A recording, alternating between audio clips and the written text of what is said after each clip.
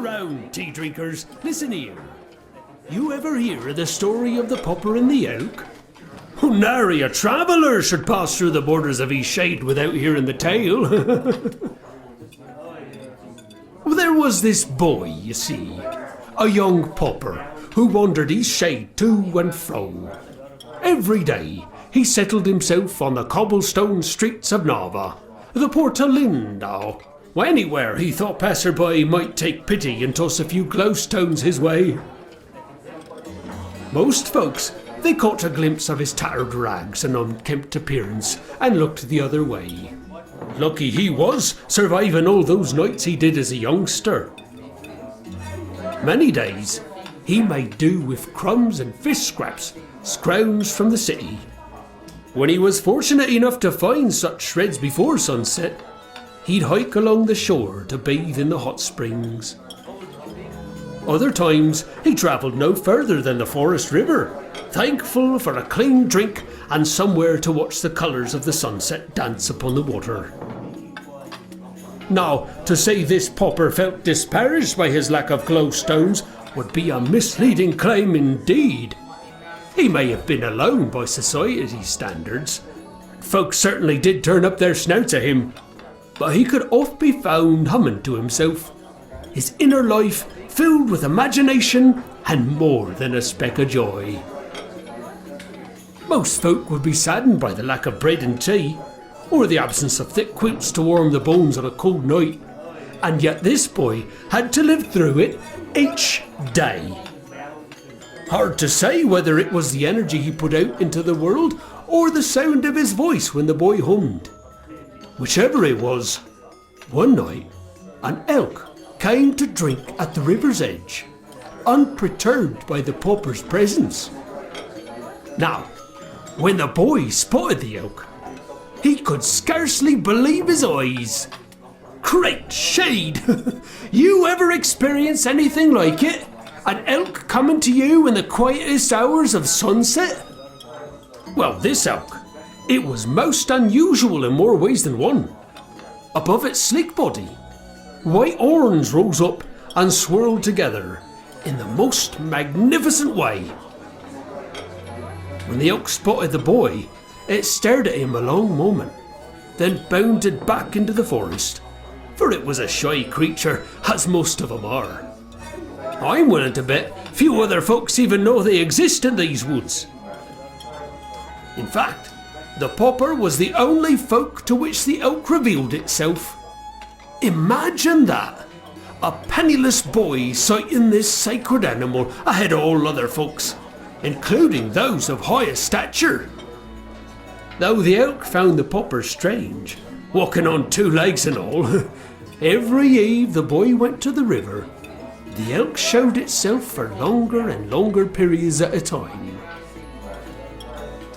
One night, the elk was standing tall in the river, same place the boy usually stood, and the boy, with great uncertainty, slowly, very slowly, eased himself down in the water toward the elk. The elk, with those white swirled antlers, blonde fur and piercing eyes, stared evenly at the Popper. The boy fully expected the elk to dart away as he drew near, but even when the boy extended his hand and stroked its cheek, the elk stood stiller than the great shade. 'Twasn't long after that, Popper and elk became friends of sorts. It was as if the elk understood the boy's situation in the world and took pity on him. 'Twasn't long before the elk showed him the secrets of the forest, bounding ahead and communicating in some unspoken language, showing the boy which berries to forage and which would make him sick. Those rare times the boy fell ill, the elk even showed him which herbs to soothe the pain. Many a secret lies here in the forests, you see. Only some creatures and folk know how to commune with nature. I'm not saying I'm one of them. I just tell the stories of these folks. For a time, the boy abandoned his ventures into the city, preferring instead to wander round with the elk, experimenting with combining them herbs.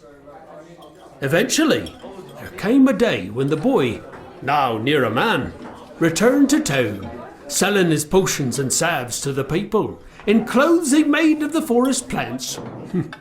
Same folk who pretended not to see him in years before now lined up to buy these salves from him. Imagine that! What would you do in the same situation? Those folks giving you glowstones for things you made when not long ago they wouldn't even look you in the eye.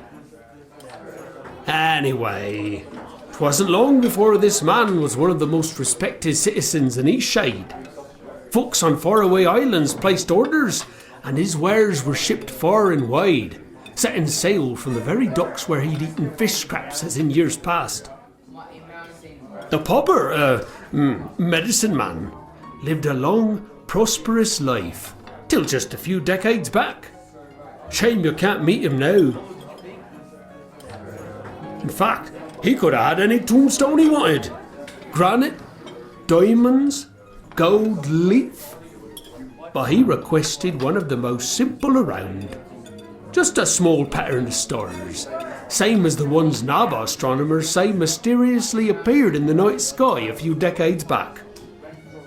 Some have even said those stars only came into view just shortly after he opened up his shop.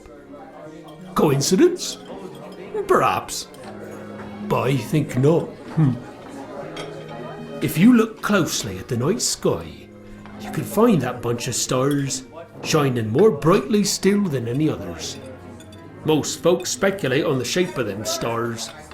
Many claim they take the shape of some sort of stag, with antlers that differ far from another stag they've ever seen. Of course, for me and my kinsman, we know the truth about them stars, and of the guardian elk that looks after the most overlooked among us, all the while keeping an eye on the forest and the balance of nature all around us.